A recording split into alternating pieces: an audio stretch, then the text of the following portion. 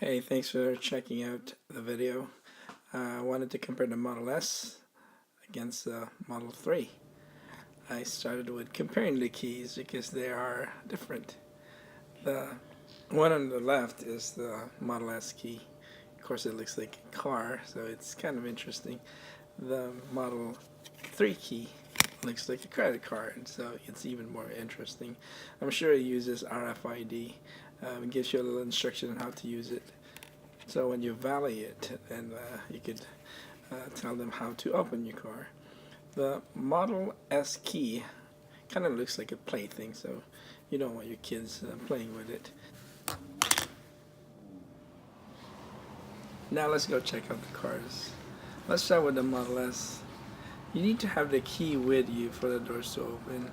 It's got self-presenting knobs, so it's pretty cool. You could also use the app to open the doors, but having the key is so much simpler. The Model S interior is actually pretty plain. It's got semi-leather seats. You could easily fit 5 passengers. 3 adult passengers could easily fit in the back.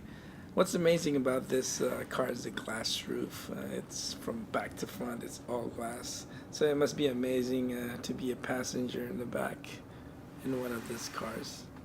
Otherwise, the interior is pretty plain. The center console has 2 cup holders hidden under the elbow rest. So you got 2 there, and there's 2 more under the touchscreen. So there's 4 cup holders in the front. Now let me show you the glove box. There's 2 buttons on the front touchscreen, one for the hazard lights and one for the glove box. The glove box locks if you put the car in valley mode. So you have to unvalley it and it will be open. No need for a key.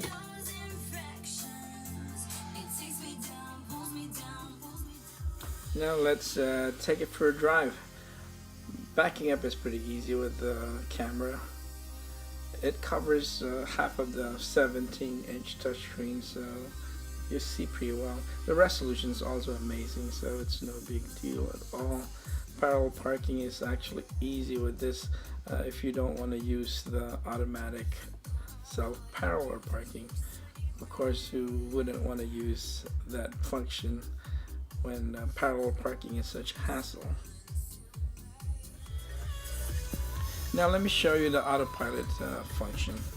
There is a lever under the turn signal which you pull towards you twice, and you would then see the steering wheel icon on the right side of the speedometer turn blue. That means that you're on auto steer at that point and you can let go of the steering wheel. The left side of the speedometer is showing the maximum speed it's set. It usually defaults to the maximum speed you were driving, or you could set it with the same lever under the turn signal. And of course, the beauty of having this auto steer function is so you could let go of the steering wheel and watch the view. It's such a nice weather for a drive. And just when you thought you could let go of the steering wheel forever, you get this hold steering wheel warning. All you need to do is touch the steering wheel or hold it for a second and it will turn off. The time it lets you let go of the steering wheel varies. Sometimes you could even let go for 5 minutes when you're on the interstate.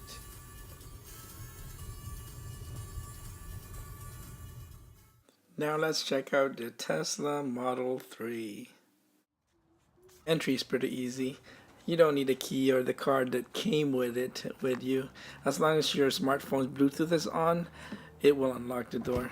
The doorknobs are not self-presenting, so it is kind of tricky in the beginning. When you get inside the Tesla Model 3, of course the first thing you'll see is that huge center screen on the dashboard. That's pretty much what's just on the dashboard. There's no driver display. There's nothing on the other side also. all you have is just the AC vent, and that's pretty much what you're hearing in the background. The center console is pretty plain too. There is an open cup holder and a hidden compartment for your phone to charge. And there's this deep box, and you could put pretty much whatever. I put my charger adapter there. It's a little tricky to close until the center screen tells you how to close it gently. There.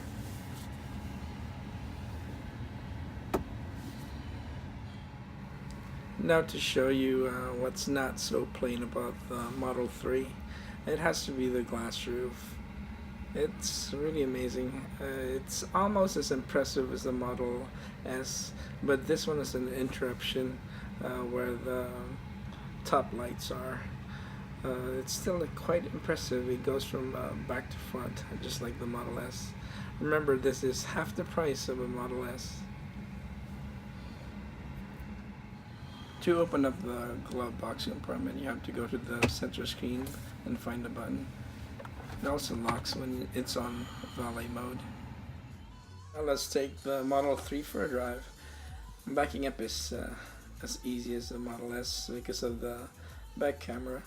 The screen might be bigger than the Model S because it covers 3/4 of the screen. If you notice, there's only two levers, just the gear shift and the turn signal. It doesn't have the autopilot lever just like on the Model S. Also, the speedometer is on the center screen too. Now let's take the Model 3 into autopilot. It's really just as simple as the Model S, except that there's no extra lever. The Model 3 uses the gear shift for autopilot. You have to pull it down twice. On the Model S, the autopilot lever is what you use to increase or decrease the maximum speed. On the Model 3, you have to go to the center screen and increase or decrease the maximum speed. On this one, you can't increase it because it's already 5 miles over the speed limit, but as you can see, you could decrease the speed. It wasn't really an issue for me. The issue comes when the Model 3 gives you that warning to hold the steering wheel. I had to slow down the video here because I did miss the warning because there was no driver display, just like in the Model S that tells you have to hold the steering wheel soon. So if you fail to hear the ding ding sound, then you're gonna miss that warning. I wanted to show you the autopilot mode again on this Model 3 because it was tricky. One click is auto cruise and 2 clicks would be autopilot. You could see the steering wheel icon turn blue in there.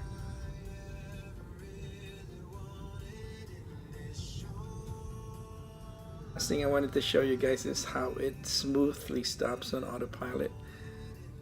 I have been driving a Tesla for 2 years now, and it used to be so abrupt. Now it's pretty smooth. So that was my video. I hope you guys learned a little from it, and if you decide to get an X or an S, use my referral code. You get unlimited free supercharging that way. Thank you.